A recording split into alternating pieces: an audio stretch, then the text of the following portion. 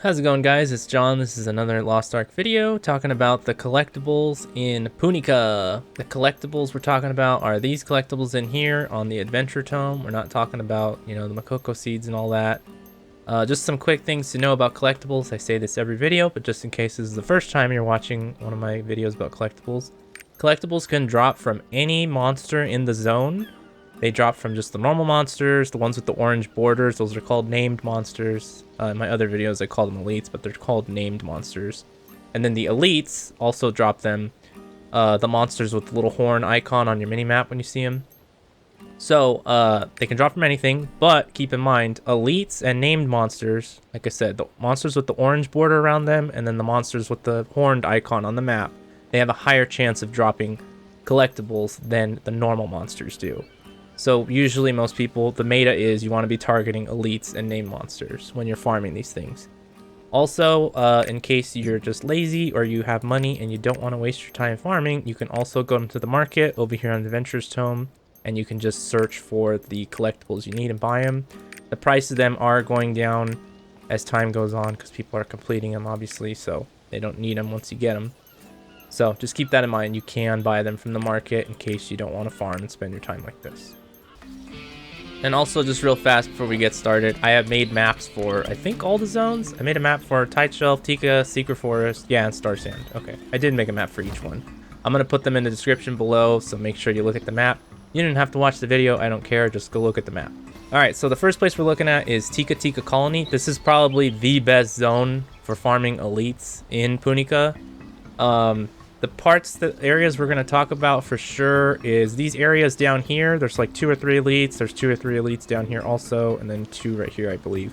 These areas, they're not as good to get elites as some of the other places, but the reason why I'm bringing them up first is because there is a ton of herbs and stuff around these areas.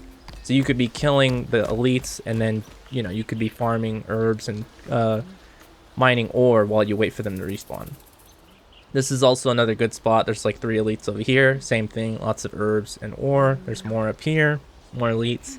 But like I said, I think I said in the beginning, this is like seriously hands down the best place to be farming elites. The central area around here next to the TP. We have elites and name mobs all around here. See, these are name mobs with the orange border. Those are the ones we're looking for. This guy too. So there's like 2 here. There's usually an elite. Yep, there's one right there. So here's another names. So that's already 3 plus this named mob. Oh, one thing I did notice too in this zone. Here's another named mob. With the other lowbie zones, elites. Sorry, I'm getting all mixed up. Named mobs, the ones with the orange around them, they would have like a 20 to 25 second respawn. In the lower level zones. In these high level zones, it seems to be like around 30 to 40 seconds. It depends. So here's some more. There's like 2 more guys over here. Oh yeah, look at also an elite. Named an elite. There's another named mob over here. So yeah, you could pretty much just, kind of do a cycle around here and just kill the mobs. Like I said, with these longer respawn times, you kind of want to keep moving to get at least like, I think probably 3 in a rotation would be good before the first one respawns again. But hey, like I said, if you want, you could just go like in a semicircle, just going like this, back and forth. Or, kill your way this way and then loop back around. That would actually probably be the better way to do it, now that I think about it. Start up here, kill your way down here, work your way up. If you want, you can even get these guys up here and then just run back over here to start the cycle again. So yeah, just running in a circle like that. I came down here to this lower area just to show you guys. This is what I'm talking about. Lots of herbs around here. Even over here too, where those other 2 are.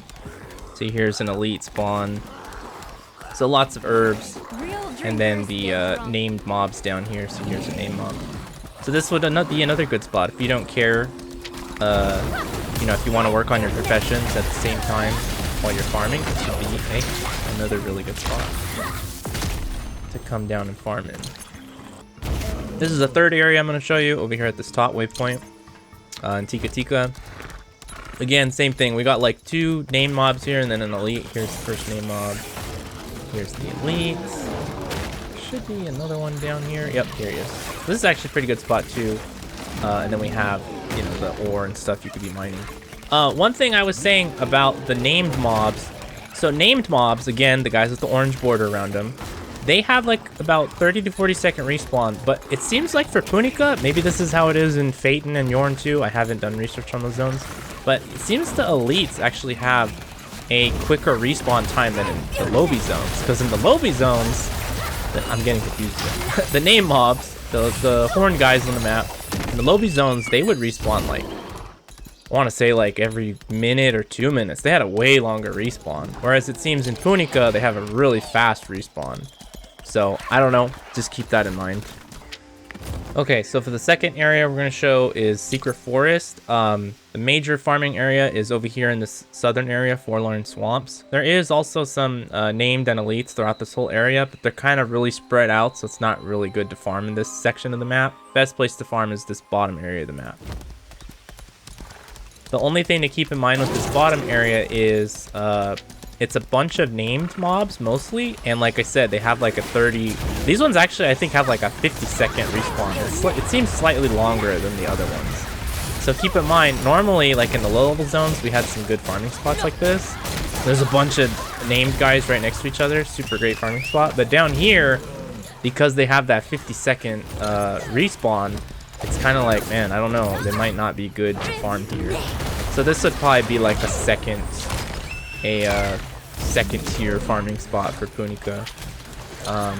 Yeah, like I said, we do have about like 5 named guys here, but because of that 50-second respawn, kind of like, I don't know, I kind of feel like it's not that good to farm here. But hey, it's an option, a second place option in case Tikatika is like totally full of people.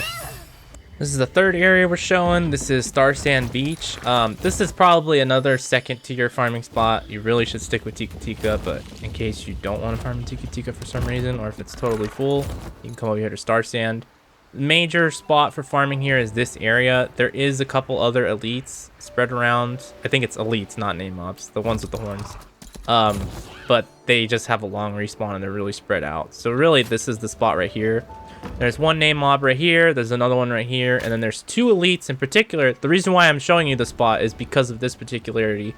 There's 2 elites right here, one right here and one right here on this little bridge. I'm going to show you. The reason why I'm bringing up the spot, for some reason, the elites in this particular spot have a way faster respawn than the elites in the rest of the fucking, all of Punika, basically. This lunatic archer, and then there's some jester chick over here. So yeah, this chick right here, this jester chick, right here in the center area. Like I said, I don't know why this particular spot, they seem to respawn a lot faster. And then once you kill them, you can come up here, like I've shown you earlier. And there is a named mob right here, this guy, and then there's another one over here in the corner. Yeah, so here's the other guy, one right here in the corner. So yeah, this would maybe be a good spot, you know, because maybe there won't be as many people over here, I'm not sure. But yeah, like I said earlier, you probably want to stick with Tikatika because that's a much better spot than over here in Starsand. But hey, that's another option. Okay, and then the last spot I'm going to show you is over here in Tideshelf Path.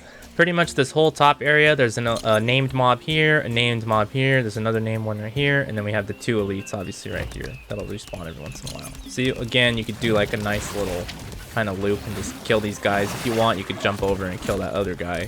It's up to you. This is like, again, kind of like a second tier spot. Just come here, you know, if there's other spots are taken, like in Tiktika, I guess. So yeah, I think that's about it, guys, for the video. Those are the farming spots for Punika.